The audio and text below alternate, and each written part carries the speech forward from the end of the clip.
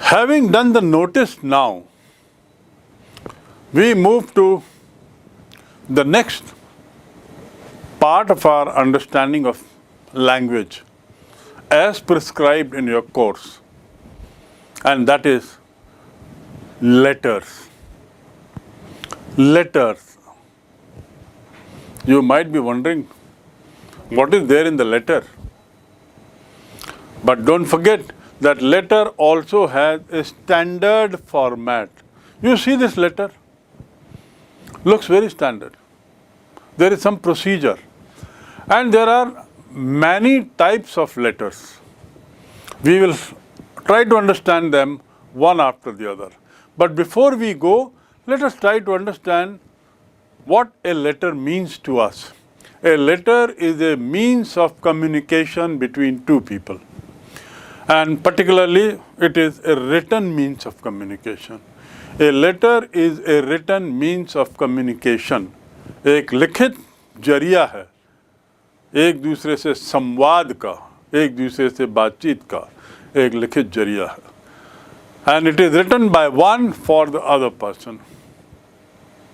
Not for public. Letters are never public. It may be a different thing that I might make your letter public. हो सकता है कि आपने मुझे चिट्ठी लिखी और मैंने उसे पब्लिक को दिखा दिया. But actually the letter was written to me by you.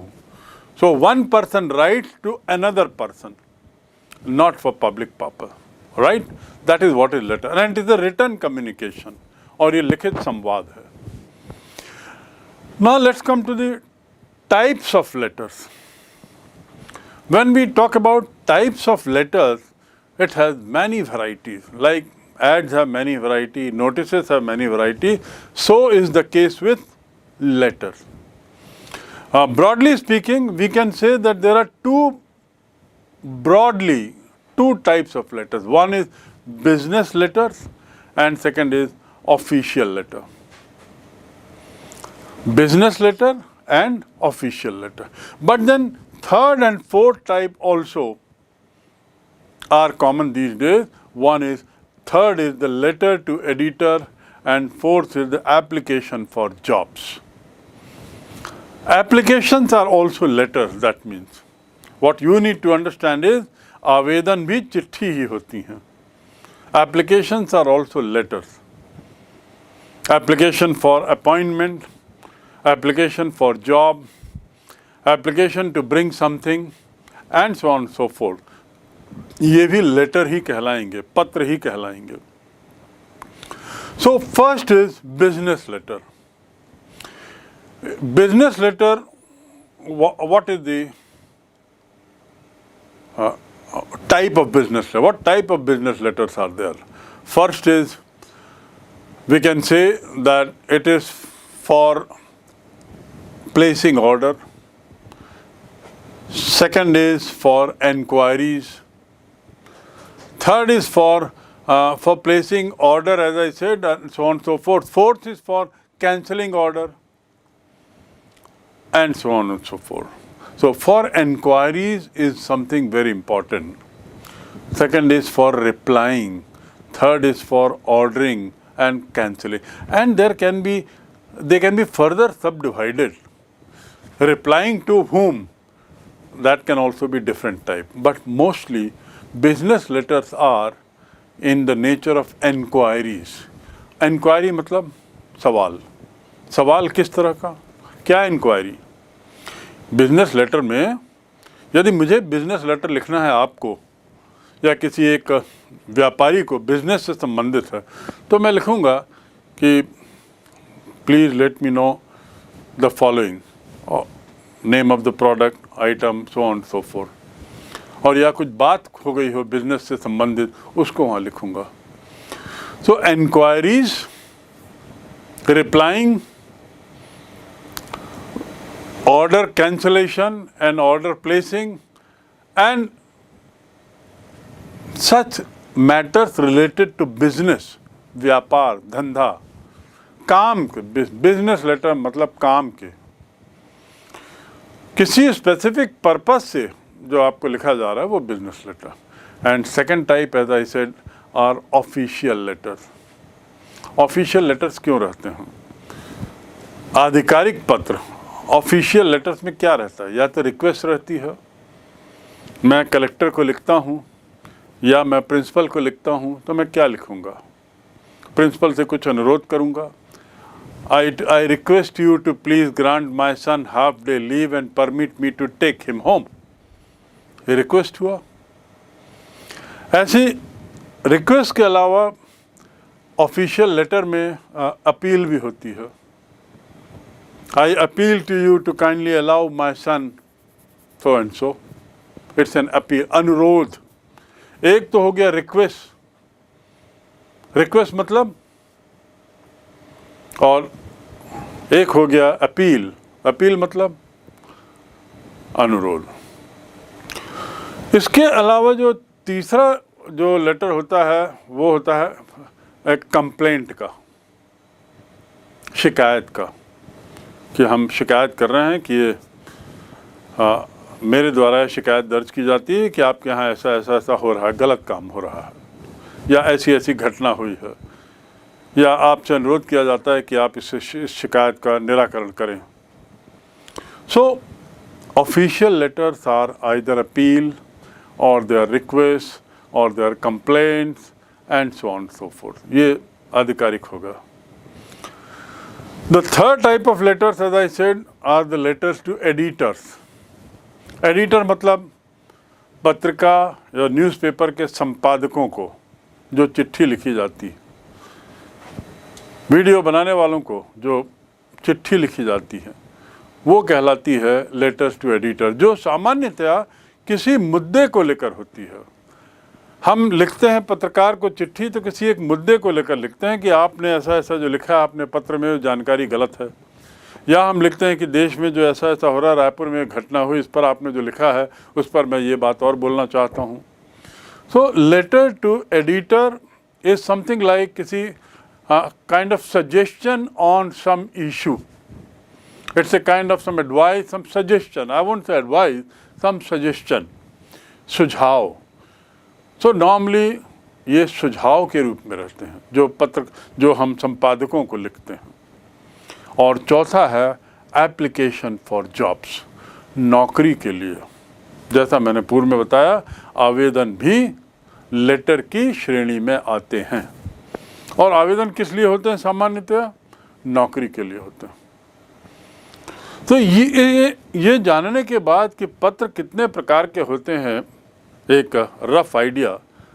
अब हम थोड़ा आगे बढ़ते हैं, पत्र के बारे में थोड़ा डिटेल जानते हैं, क्योंकि पत्र की भी अपनी बॉडी होती है। बिजनेस लेटर को लिखने की तरीका अलग होता है और ऐसी ऑफिशियल लेटर लिखने का तरीका अलग होता है। तो let us move to the next topic for better understanding of how to write letter. क्योंकि ये जो हम सब पढ़ रहे हैं उसके पीछे मकसद ये है कि आप सही तरीके से चिट्ठी लिखना सीखें।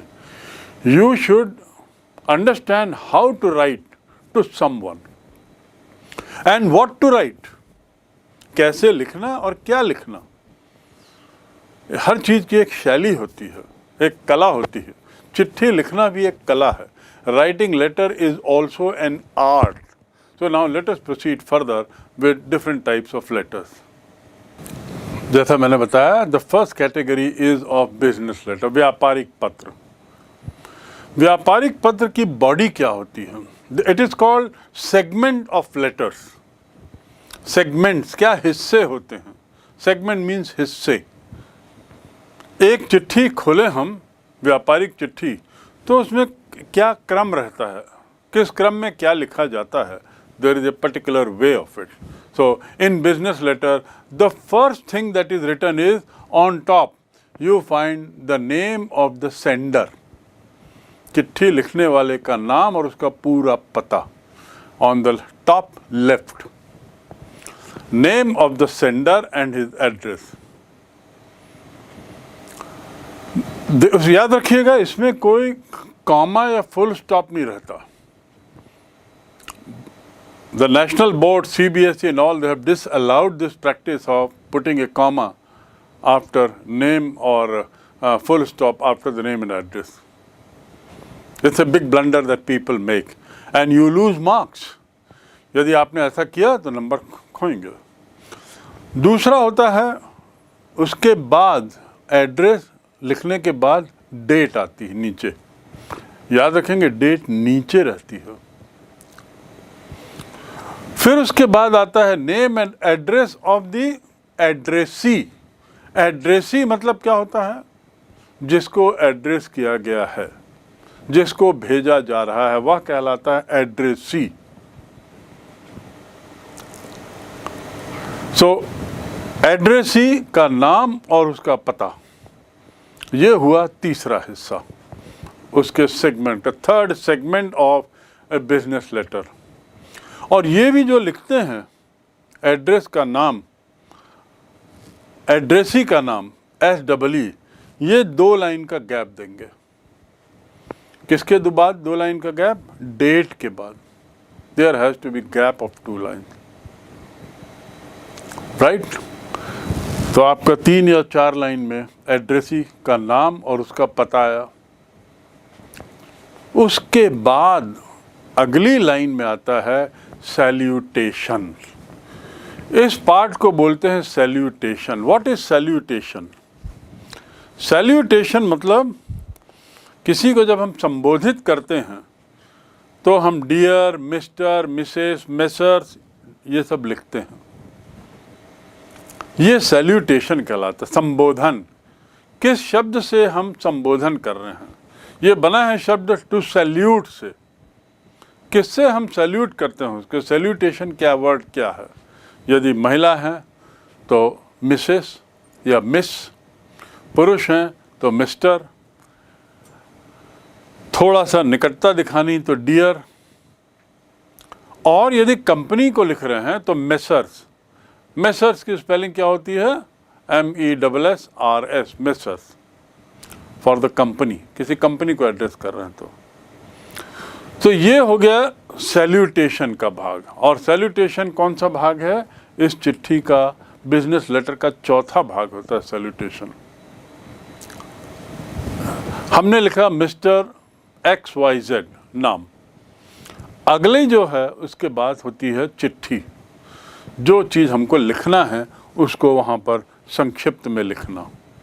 बिजनेस लेटर याद रखेंगे, they are always brief, they are always to the point and they are always formal. बिल्कुल ख्याल रखेंगे कि बिजनेस लेटर में कोई निकटता नहीं बताई जाती, संबंधों की निकटता उसमें नहीं दिखाई देनी चाहिए। बिजनेस लेटर फॉर्मल लेटर होता है, इनफॉर्मल नहीं होता। सीरियस लेटर होता है बिजनेस लेटर, कैजुअल लेटर नहीं। बिजनेस लेटर को हल्का फुल्का नहीं लेते, उसकी भाषा बड़ी सीरियस रहनी चाहिए क्योंकि वो एक तरीके से आधिकारिक भाषा। So business letter should be to the point and brief and formal. That is the 5th point to know about the content. So I start again from the beginning. You have first your own address, जो लिख रहा है उसका नाम और पता, thereafter the date of writing the letter, then leave 2 lines and you have the name of the person whom you are writing and his address. कई बार date को राइट में लिखते हैं, that's nothing wrong. Many a time the dates are written on the right top, that's fine. So next is, after that, complimentary closure. What is complimentary closure? Complimentary, देखिए complimentary की spelling क्या है? COMPLE नहीं है, दोनों में अंतर है। I am talking about COMPLI, complimentary closure. Closure मतलब समापन। किस चीज़ से हम समापन करते हैं और जिससे समापन करते हैं उस पत्र का, वह कॉम्प्लीमेंट्री रहता है। तो क्या है वो समापन के शब्द क्या होंगे? तो समापन के शब्दों में आता है योर्स फेथफुली। योर फेथफुली नहीं, योर ट्रूली नहीं, योर सिंसियरली नहीं, वो है yours, YOURS। So yours truly, yours sincerely, yours faithfully. ये जो शब्द हैं, they are called complementary closure words, right? And this is the sixth part of the body of the letter, sixth segment of the body of the letter. पूरी चिट्ठी का वो छठवां भाग हम मान सकते हैं. And seventh and the last, after writing yours truly, yours faithfully, या yours sincerely, साइन होता है, हस्ताक्षर होते हैं. और चूंकि ये बिजनेस लेटर है, जिसने हस्ताक्षर किया है या जो लिख रहा है वह अपना पद भी लिखेगा, डेजिग्नेशन. डेजिग्नेशन मतलब पद, डेजिग्नेशन यानी पद. पोस्ट, जिस पोस्ट पर वो व्यक्ति है उस पोस्ट का नाम जरूर लिखेगा अपने नाम के नीचे, right? So this is how there are 7 segments to the business letter. This is about business letter. And now you see, let us see all business letters one by one. There are many types of letters that you can see here. And there are plenty more at other places in your books, reference books, website and YouTube, etc., etc.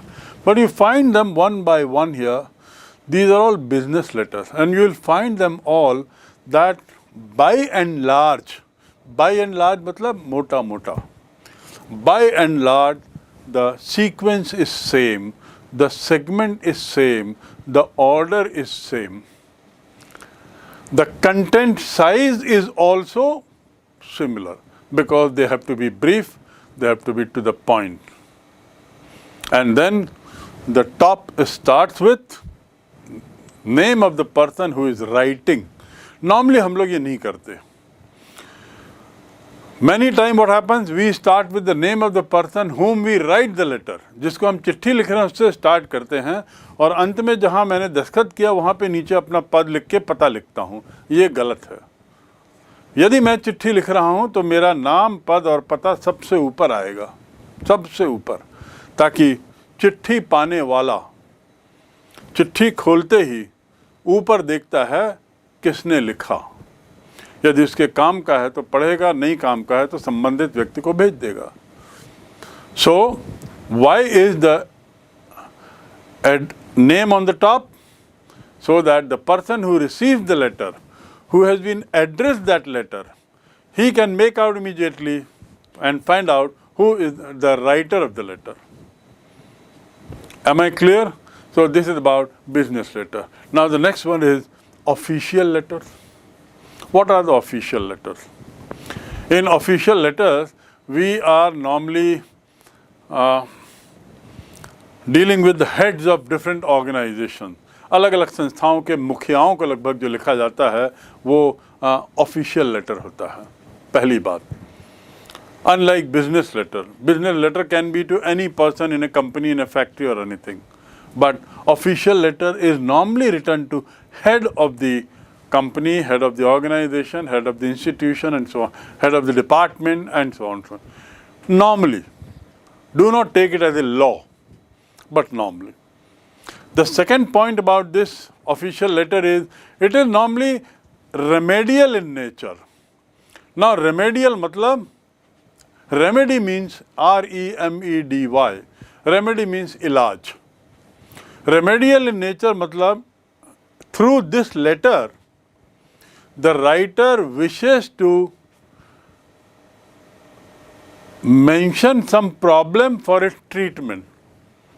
In official letter में सामान्यतः कुछ समस्या लिखी जाती है उसके इलाज के लिए. It's a remedial in nature, remember, generally. Though we have many types of letters, we will come across them. But then generally you understand that it is usually written to heads of department, someone who is heading, and then basically it is in the name of remedial nature.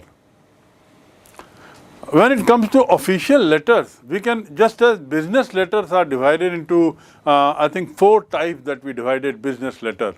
Enquiry letter, thereafter order cancellation and order letter.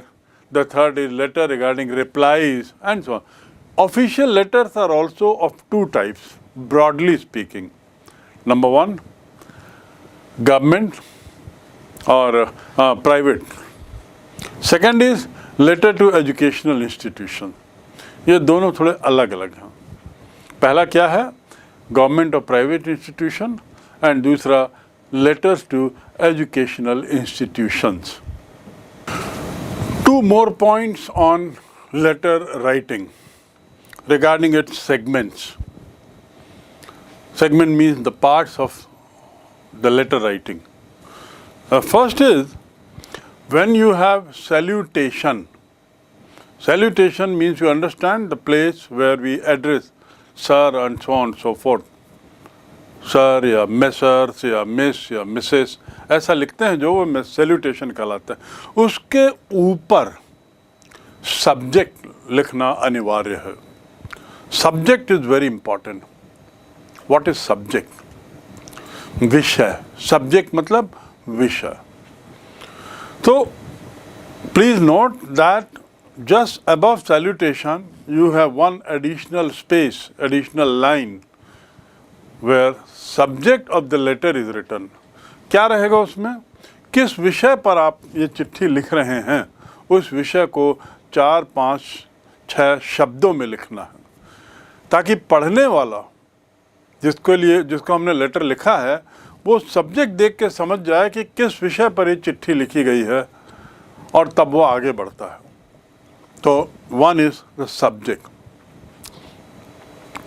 After salutation, the next thing is that you should need to know is application is also a letter. In application for jobs, you have to add one more thing, and that is the biodata. biodata. Biodata. What is biodata? Biodata is also called CV, curriculum vitae, जिसमें व्यक्ति का विवरण रहता है, उसका brief में description रहता है. जन्म, पैदा कब हुआ, कहाँ बॉर्न हुआ, अनुभव, क्वालिफिकेशन, थोड़ा सा पेरेंट्स के बारे में और कुछ और ख़ास बात हो तो इसका विवरण जो कैंडिडेट भेजता है किसी को जॉब के लिए, उस विवरण को कहते हैं बायोडाटा या curriculum Vite. Curriculum Vite, CV. So application for job में वहाँ पर ये करिकुलम विटे या बायोडाटा को जोड़ना ज़रूरी है. एक अतिरिक्त शीट आपके कवरिंग लेटर के साथ रहेगी. और ऐसा ही सैल्यूटेशन के ऊपर हर तरह की चिट्ठी में सब्जेक्ट रहना आवश्यक है. So this is about your letters and you can see the official letters of N types. Official letters of N types means सभी तरह के ऑफिशियल लेटर आप देख सकते हैं जिसमें किसी में शिकायत है, किसी में अनुरोध है, किसी में कुछ मुद्दे को उठाया गया है, किसी में कुछ अन्य बातें हैं, आदि आदि आदि. तो इससे हमको कोई इतना ताल्लुकात नहीं है कंटेंट से, लेकिन आप समझ सकते हैं कि ये सब लेटर्स किस तरीके से लिखे जाते हैं. अनसीन पैसेज और कॉम्प्रिहेंशन, ये जानने के बाद थोड़ा सा हम चलें नोट मेकिंग की ओर. What is note making? Unseen passage मतलब ऐसा पैराग्राफ जो पढ़ा नहीं गया, और कॉम्प्रिहेंशन मतलब समझ. तो हमने कोशिश की शुरू में कि कॉम्प्रिहेंशन को कैसे हल किया जाए, कॉम्प्रिहेंशन से आए हुए प्रश्नों को कैसे हल किया जाए, और उसके बाद अनसीन पैसेज को कैसे किया जाए. एक नोट्स भी आपके कोर्स में है, how to make note. What is the meaning of the word note? Note का अर्थ क्या है? एक तो होता है नोट यानी टिप्पणी, नीचे किसी जगह किसी डॉक्यूमेंट के नीचे अफसर लोग लिखते हैं नोट, और फिर उसके बाद कोलन या डैश लगाकर फिर कुछ बात लिखते हैं, वह तो टिप्पणी कहलाई। लेकिन यहाँ टिप्पणी से हमारा तात्पर्य नहीं है, पॉइंट नहीं है। By note I mean how to prepare summary. एक नोट क्या होता है? एक कल्पना करिए, एक पैराग्राफ है ये पैराग्राफ। इस पैराग्राफ में सब कुछ है, कई ऐसी वाक्य भी हैं, ऐसी बातें भी हैं जो हमारे काम की नहीं हैं, जिसका कोई विशेष औचित्य नहीं है। नोट बनाते समय हमें काम की चीज को निकालना होता है और बेकाम चीज को छोड़ देना होता है। दूसरे शब्दों में अनसीन पैसेज और नोट मेकिंग में अंतर यह है कि अनसीन पैसेज को सामान्यतया हम लोग उसके प्रश्नों को पढ़ने के बाद अनसीन पैसेज को पढ़ के उसका हल करते हैं। But in the notes we have to read the passage first. If you remember, I had told you earlier that unseen passage generally, in order to cut down on time, in order to make sure that we save time, we don't spend time in reading the whole unseen passage, which may be difficult in many ways. So reading, again reading, third time reading, just to solve few questions of about 12 marks, no point. So I had suggested that it be done afterward. You must first read the questions and then answer the note making. Read the passage, read the lines in the passage. But here when it comes to note making, in note making, यदि question आता है तो पहले आपको passage को पढ़ना होगा. You will have to read the passage first. After reading the passage, you will be able to answer something. तो नोट मेकिंग है क्या? जो पैराग्राफ है जैसा आप देख रहे हैं, उस पैराग्राफ को संक्षिप्तीकरण करना नोट मेकिंग कहलाता है. पैराग्राफ को संक्षिप्तीकरण करना, उसमें बहुत सी बातें लिखी, बहुत से बिंदु लिखे हुए हैं. मेरे काम की जो बात है उस पैराग्राफ में, उसको मैं एक शॉर्ट में लिख दूं. So what is note making? संक्षिप्तीकरण. How do we do that? सबसे पहले उसका एक शीर्षक हम देखते हैं कि क्या है, किस विषय पर है, किस मुद्दे पर है. दूसरा, 70-80 वर्ड में कोशिश करते हैं उसके बिंदुओं को लिख दें. उदाहरण के लिए ये पैराग्राफ आप देख रहे हैं, इस पैराग्राफ में 2-3 अलग अलग बिंदुओं पर बातें की गई हैं.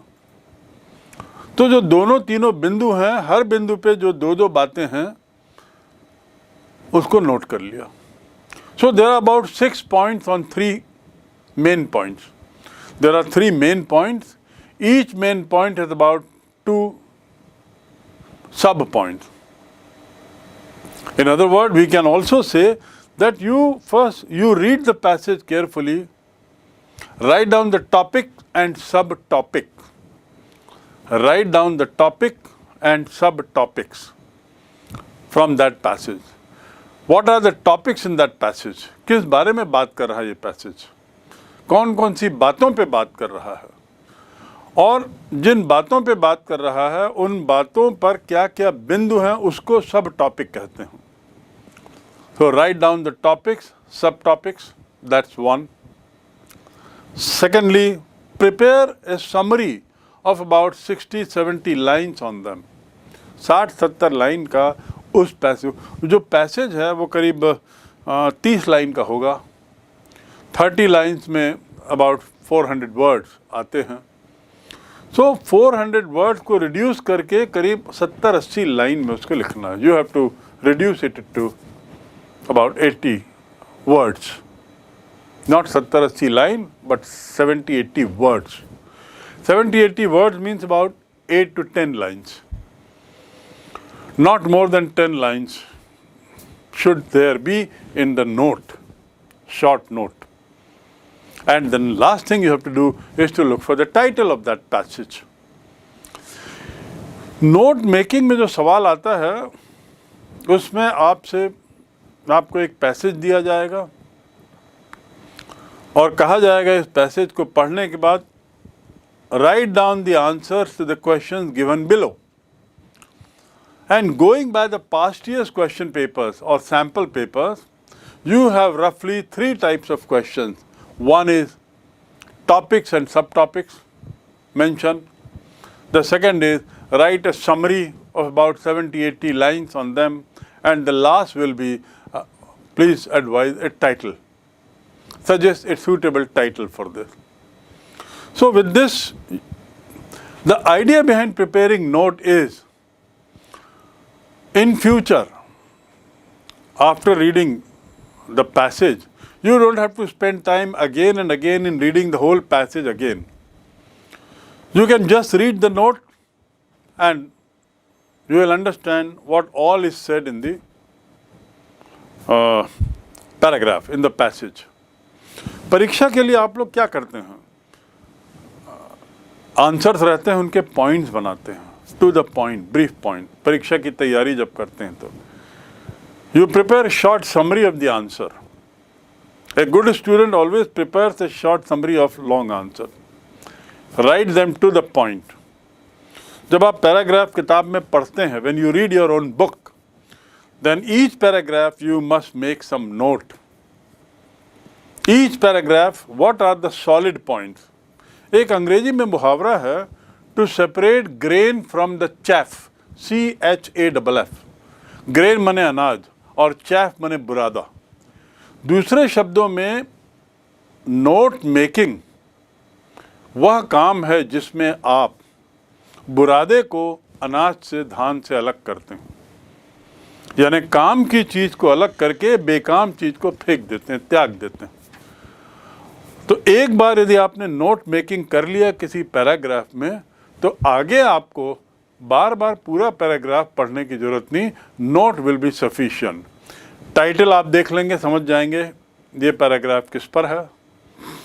टॉपिक, सब टॉपिक से आप समझ जाएंगे कौन कौन से बिंदुओं को इस पैसेज में छुआ है. और लास्ट समरी से आप समझ जाएंगे कि इसमें मूल रूप से क्या लिखा है. So I hope you have understood the note making now, and basic difference between note making and unseen passages. Unseen passage remains unseen till you have read the question. You have to read the question first to be a fast learner, to be a smart operator. यदि आपको smart answer देना है, smart तरीका अपनाना है जिसमें समय बचे, एनर्जी बचे और कम से कम नुकसान हो, so read the questions and then go to the unseen passage. But note making में you have to read the passage first and then answer the question based on that. और past examples में यही 2-3 बातें जिसमें title, topic, सब topic और 70-80 words में उसकी summary. This is what it is asked about. You see all the notes here. Some examples are here of the noting. Different example.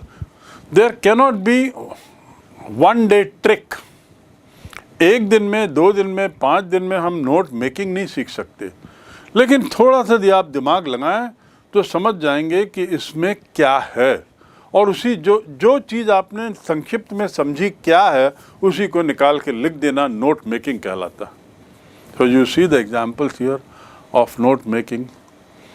One note on one topic, another note on another topic, and see the questions, how the questions are framed. Advertisement, note making, letter writing, notice, ये सब में आप question देखिए कि questions किस तरीके से बने. What is the examiner wanting you to do? वो क्वेश्चन से स्पष्ट हो जाता है कि एग्जामिनर आपको क्या करना चाह रहा है. If it is an advertisement, he will give the matter for advertisement, and you have to write it down according to the body that we discussed. If it's a letter, you have to do according to the segment that we have discussed. And if it's a notice, likewise, you have to do it, as is very clear. So here are some examples of advertisement. Again, you can see them. Similarly, examples of notice also here. There are plenty of examples, and one after another. You can also see the letters and different types of letters, both unofficial and official, business letter and official letters. And notes also, how to make note. So you have to practice this art. ये आपको कला का थोड़ा अभ्यास करना पड़ेगा. ये सतत रूप से अभ्यास करने पर इसमें आपको परिपक्वता हासिल होगी. And this carries good deal of marks. 20-30 number के सवाल इसमें आते हैं, तो it should help you in doing well. Let's see some display ads. Classified ads are very simple, as told to you. Now in display ad, you see here, you have few ads. Look at the designs. It doesn't have limitation of words. इसमें शब्दों की कोई सीमा नहीं है. शब्द size भी अलग अलग हैं, बॉर्डर बना हुआ है और कैची है. See the slogan given, hurry, HURRY, hurry. And then it writes 30% discounts and all. Now the moment you read the word hurry, your attention is drawn. And then in big font, it writes refrigerator, Samsung, and so on and so forth. Similarly, in the second one, the rounded letter, rounded word, Captain Pressure Cooker. That means this ad is about pressure cooker and which company? Captain. Now see the style. Here again, it's a different style of advertisement where point by point here is mentioned at the bottom by using the dots. And the last one at the bottom is Sujita Garment. Very brief, but see the heading. Fresh stock arrival. Now the moment you read fresh stock arrival, you immediately get down to the next line where address, contact detail, etc. And so address, contact detail can be small, because if I am interested in these garments, I am bound to look down to search for address. So that is small. But what is big? Big size is Sujita Garment. And so this is one set of example to tell you the different types of ads. See the educational ad here. Realize your dream. This is a catchy statement that the organization is making. Realize your dream. And by catching your attention, it is trying to make sure that you read it. And at the bottom, 3 lines above it, it writes clearly, easy, free, fee installments. These are the temptations. ये आपको लालच देने के लिए. तो जिस चीज़ से आपको लालच देना है, जिस चीज़ से आपका ध्यान खींचना है, उनको हाईलाइट भी कर सकते हैं, उनको बड़े फॉन्ट साइज में भी लिख सकते हैं, उनको अलग तरीके से लिख सकते हैं. So this is display way. And look at the last one. Title देखिए आप, उसका ऊपर शीर्षक देखिए, धूम मचाले. और ये धूम मचाले पूरी जगह लिखा हुआ है.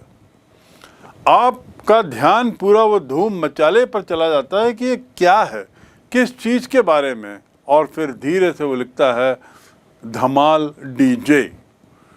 डीजे के लिए है जो, what is DJ? Discotheque platform जो रहता है, डीजे जो आप शादियों वगैरह में सुनते हैं, उसका अपना विज्ञापन है जिसमें उसने अपने तय धूम शब्द का उपयोग किया है, धूम मचाले जैसा कैची वर्ड दिया है in order to draw our attention. और बॉटम में देखिए, कॉन्टैक्ट इज वेरी क्लियर. ये कॉन्टैक्ट बड़ा इंपॉर्टेंट चीज़ है। बहुत बार हम विज्ञापन देते हुए हम भूल जाते हैं कि एक नीचे कॉन्टैक्ट होना ज़रूरी है, किसको कॉन्टैक्ट करना है, and one has to be very careful that the phone number given is absolutely correct. So these are the examples of display advertisement that we have. See the examples of notices of different kind. If you read the question carefully, you will find कि question के अंदर ही संक्षिप्त में question में जो लिखा हुआ है उसका संक्षिप्तीकरण ही नोटिस है. बाकी जो बॉडी है जिसके बारे में हमने चर्चा की कि सबसे ऊपर आपको संस्था का नाम लिखना है, उसके बाद आपको नोटिस शब्द लिखना है, फिर उसके बाद किस चीज़ के लिए नोटिस है वो लिखना है, कंटेंट किस बात के लिए है. तो देखिए ये बॉडी है और फिर बची हुई चीज़ जो है उसको अपने तरीके से बॉक्स के अंदर लिख दिया है. सबसे नीचे नोटिस देने वाले का नाम और पता, ये डिस्क्रिप्शन बहुत ज़रूरी. किसने नोटिस दिया है, किसने नोटिस लगाया है, चस्पा किया है, that must be very clear. Now you can see here some of the notices, some of the types of notices. As I told you, there are n number of types. There are n types of notices. But let us just have a look at this. One is you are Pradeep Verma, captain of Indira House in your school and in Saraswati Vidyalaya Durg, and you have found a blazer lying somewhere. So now you have to make one ad or one notice informing everyone. So see the content that on the top you have Saraswati Vidyalaya written, the full address, because who is the one who is making this notice. Second is notice word in capital. And then you have the purpose, found a blazer. Now from the word found a blazer, if somebody reads it, जिसका blazer गुमा है वो तुरंत पूरा पढ़ेगा और जिसका नहीं गुमा है वो उसको पढ़ने के बाद अपना आगे बढ़ जाएगा, उसे ज़रूरत नहीं आगे पढ़ने की. He doesn't have to waste time in reading this. And then see the body, कहाँ मिला ब्लेजर, किस स्थिति में मिला और लास्ट में किससे कांटेक्ट किया जाए. प्रदीप वर्मा से कांटेक्ट करें तो उसने अपना नाम लिख दिया है और तारीख बाजू में लिखी हुई कि किस तारीख का है, कितनी पुरानी घटना है. ये नोटिस कितने दिन तक टंगा रहेगा, कई दिन टंगा रहेगा. So this is the next one is you can see that's the notice about cultural event, and in cultural event you are Geeta Sahgal, cultural secretary of your school, and organize an inter-house singing competition as part of annual day celebration. अब इसको notice board में टांगना है so that you want to invite participant. See the content again, the top, the name of the school, Sunrise Higher Secondary School, then you have notice word out there, and then you have the very purpose, third line, as I said, inter-house singing competition. Then the content, and at the bottom, whom to contact. That means Geeta Sahgal, cultural secretary. So this is how the notices are made, and you can go on looking for words for notices. You have to have a real rich vocabulary.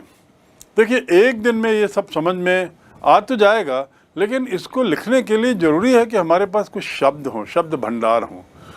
So you have to practice the rich vocabulary. You have to practice the vocabulary. अंग्रेजी शब्दों का भंडार आपको बढ़ाना होगा. Next notice is about workshop, and that too very specifically clear, English workshop by DAV school. अब यदि मैं इस नोटिस को पढ़ूं तो इस नोटिस को पढ़ने से मुझे बड़ा स्पष्ट जाता है कि no time I can make out what exactly I have to do with this notice.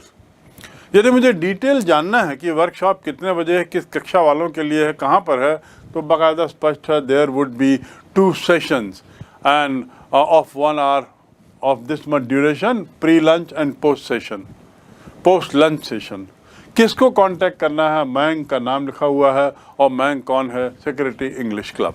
So things are very clear out here. At Daffodil International School, a 3-day long science exhibition it intends to organize. Foundation Day celebration के नाम से. And as a head girl, A notice is to be displayed at different schools, at different levels. What is the circular? Again, the same thing. You will see that names are written, name of the place, the notice, thereafter the subject, then the body and the sender. So notice, I hope through all these examples, you should be better placed to understand how to write a notice. Here there are two types of examples. One is a tender notice by PWD, and as I told you, you should know the meaning of the word tender. Invites tender from contractors. Contractor से tender मंगवा रहे हैं, तो ये समझना जरूरी है कि टेंडर क्या है. दूसरे शब्दों में आपको शब्दों से वाकिफ होना जरूरी है. डेवलप करिए अपनी vocabulary. And who is sending the tender this notice? Chief engineer is sending this notice. Chief engineer Azamgarh UP, और तारीख दी हुई है, क्योंकि तारीख देने के पीछे मकसद ये है कि टेंडर को जमा करने की भी आखिरी तारीख इस टेंडर नोटिस में दी हुई है. तो किस तारीख को ये इशू हुआ ये नोटिस, आखिरी तारीख कौन सी बनेगी, ये स्पष्ट हो जाता है. And the last one is, now you read the word obituary. OBITUARY, obituary. Your grandfather expired. Write an obituary on behalf of your family to be published in all newspapers. शोक संदेश एक लिखें अपने परिवार की ओर से जो सभी पेपरों में जाए. Now read the obituary. और obituary की भाषा भी बड़ी स्टैंडर्ड होती है. इसको बहुत सोच के लिखना होता है, क्योंकि एक शोक संदेश है, एक ऑफिशियल संदेश है. We regret to inform the sudden demise of so and so on this date. He was 87 year old. So you can see the whole content. पूरा उसमें डिस्कस. और लास्ट में लिखा है the funeral will take place on this. अब paper में हमने छाप दिया कि इनकी डेथ हुई है, तो पेपर पढ़ने पर इच्छा होगी जानने की संबंधित लोगों की कि इनका फ्यूनरल कब होगा. फ्यूनरल मतलब शव यात्रा. तो शव यात्रा कितने बजे और कहाँ से निकलेगी और कहाँ जाएगी, ये मेंशन होना, ये बताना जरूरी हो जाता है. So obituary is also a very technical thing, right. So with this dear children, our this chapter is over. हमारा ये एक अध्याय जो अनसीन पैसेज पे था, जो कॉम्प्रिहेंशन पे था, जो नोट मेकिंग पे था, और समरी पे था. समरी अर्थात नोट मेकिंग है. नोटिस पे था, एडवर्टाइजमेंट के बारे में जिसमें बात हुई, ये आपका यहाँ समाप्त हुआ. और बड़े विस्तार से कोशिश की गई है कि आप इनके मीनिंग ही न जाने, बल्कि इनको कैसे बनाना ये भी जाने. And I am sure you have understood how to answer unseen passage, how to make note, how to make summary, how to write notice and also advertisement. तो इस प्रकार एक अच्छी एक्सरसाइज, और बहुत सारे उदाहरण भी दिए हैं एक्सरसाइज के लिए. तो hope you have understood quite a lot of it and you will practice it at home. और ज्यादा अभ्यास करें. जितना अभ्यास करेंगे उतना ही आपको इन चीजों में महारत हासिल होगी, पकड़ हासिल होगी, और यू विल परफॉर्म बेटर.